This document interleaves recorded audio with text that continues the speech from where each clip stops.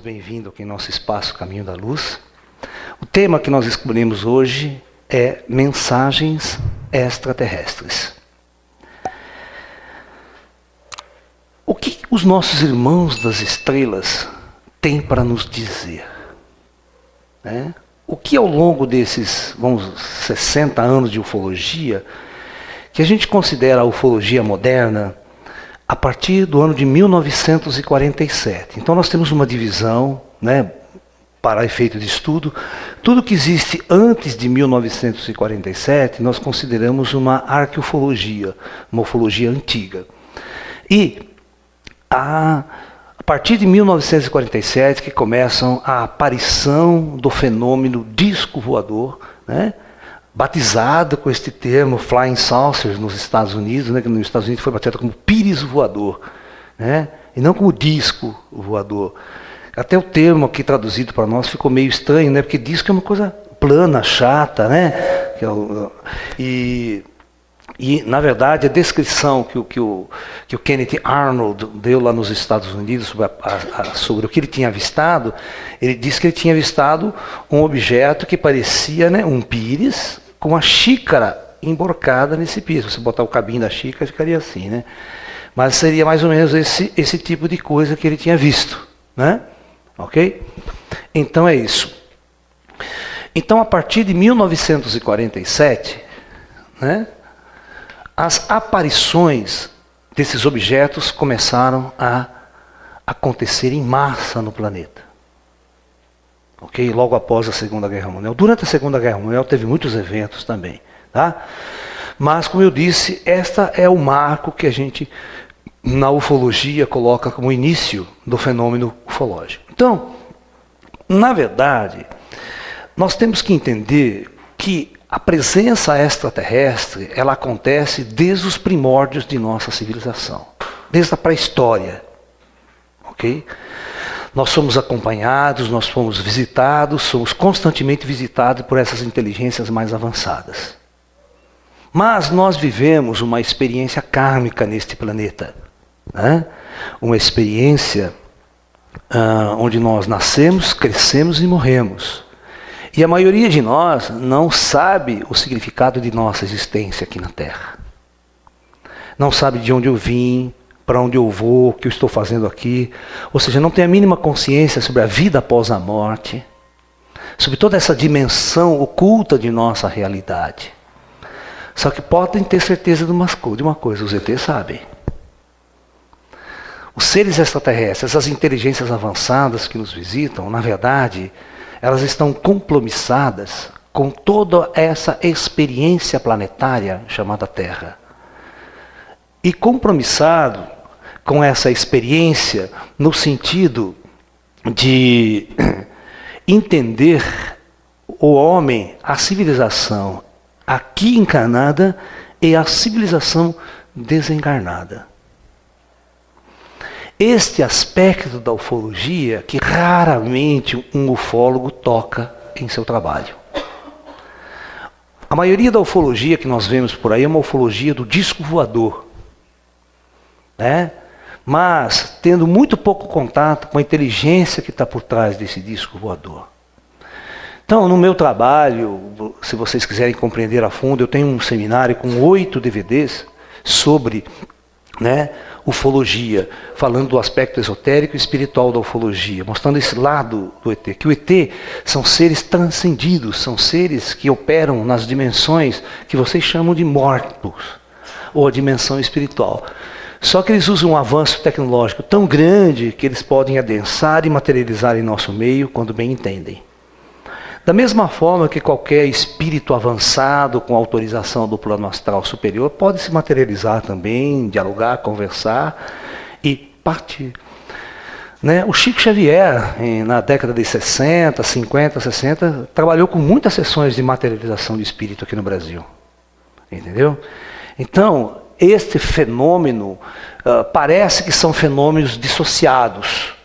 o fenômeno ufológico, o extraterrestre e a espiritualidade humana, ou seja, a vida após a morte, as cidades astrais, uma vida após a morte. Mas, na verdade, no meu trabalho, vocês vão ver que elas estão totalmente conectadas e não se pode entender o fenômeno UFO sem essa conexão. Tá? Então, nesse primeiro seminário meu, por exemplo, começa com a natureza espiritual e transcendental dos seres extraterrestres. Porque vocês têm que ter consciência que se nós somos seres que morremos e vivemos após a morte, mesmo que você pense em um ET material, você tem que pensar que o ET morrer, ele também tem um plano espiritual, ele também vai para uma vida após a morte. Ok? E nós sabemos que esses corpos biológicos são verdadeiros atrapalhados, atravancos para uma viagem interestelar, para uma vida cósmica mais liberta.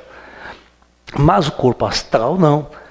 O corpo astral não depende das condições atmosféricas, ambientais, às vezes, para você existir num mundo, no planeta.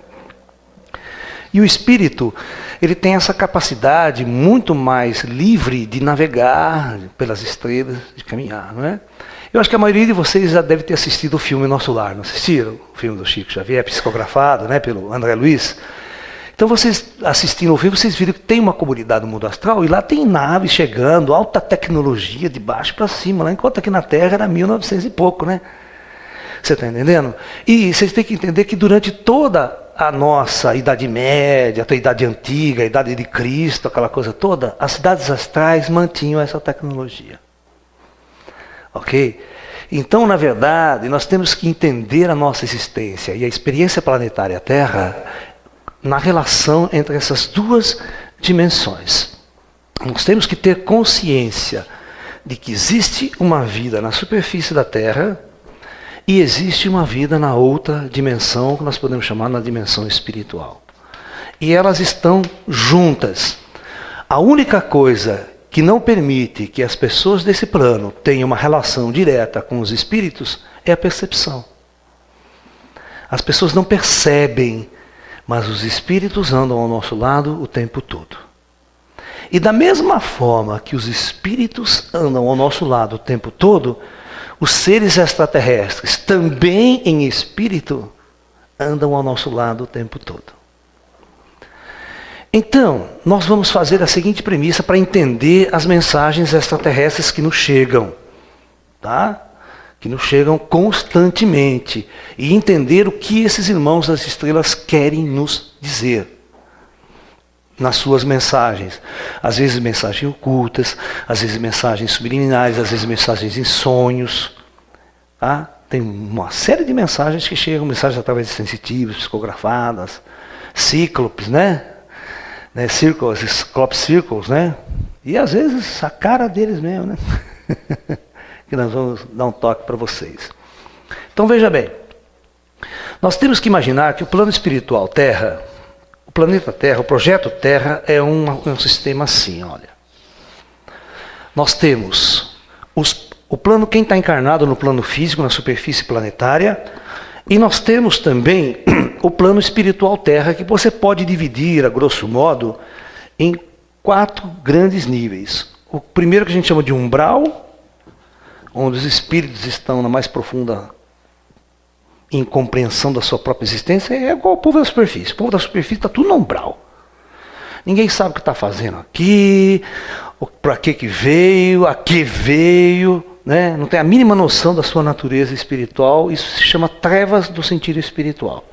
O umbral também se localiza na superfície.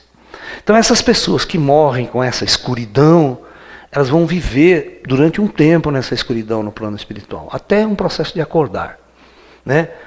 Inclusive o filme Nosso Lar mostra muito esse processo de estar na escuridão e acordar do outro lado com o passar do tempo, né?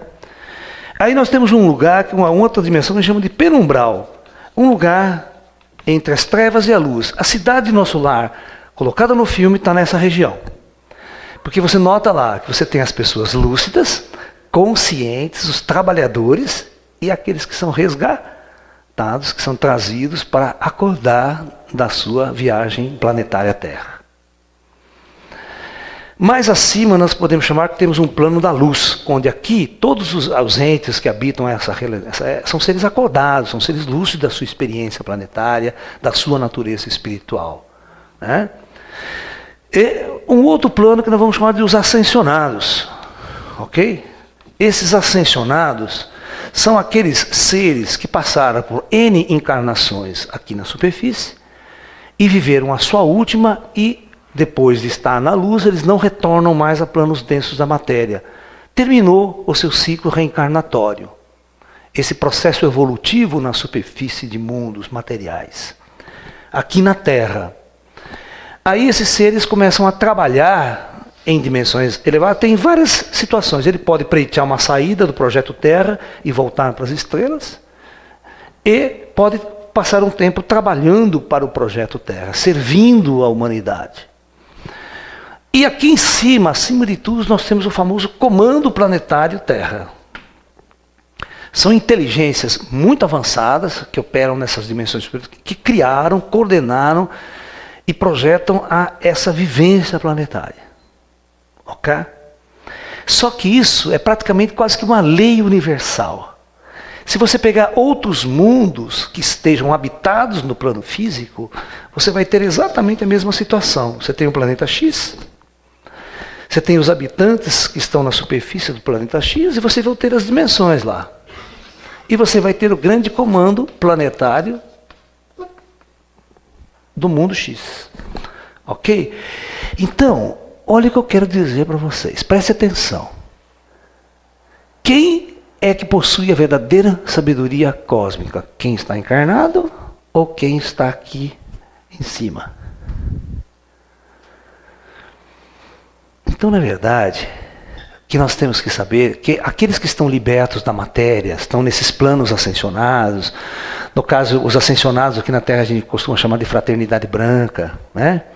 Então, se na cidade Nosso Lar, que é Penumbral, você já vê aquelas tecnologias sendo operadas, imagine nesses níveis mais elevados e essas grandes inteligências que comandam o projeto como um todo.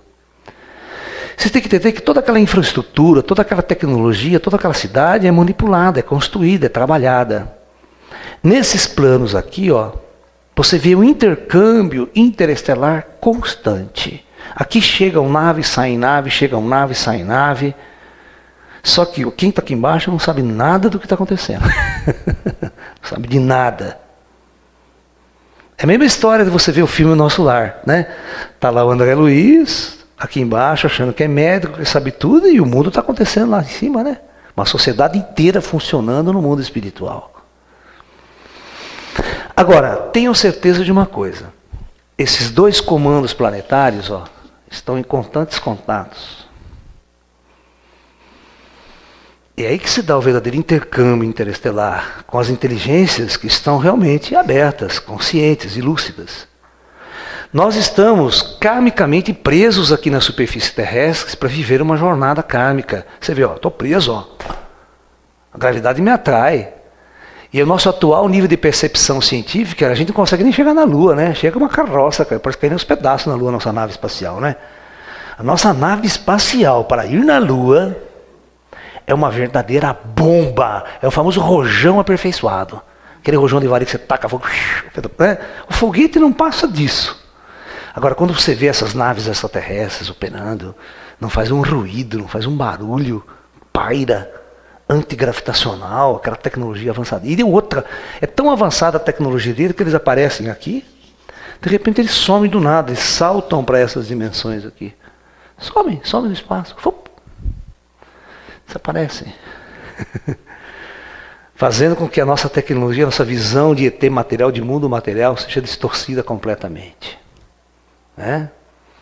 Então vejam bem, vamos tentar entender qual é a posição do ET no contexto do nosso projeto Terra. Primeira pergunta, quem são esses caras que construíram e comandam o projeto Terra? Esses caras são inteligências tão avançadas que eles nunca encarnaram na Terra. Eles operam lá de cima, eles constroem, operam mundos.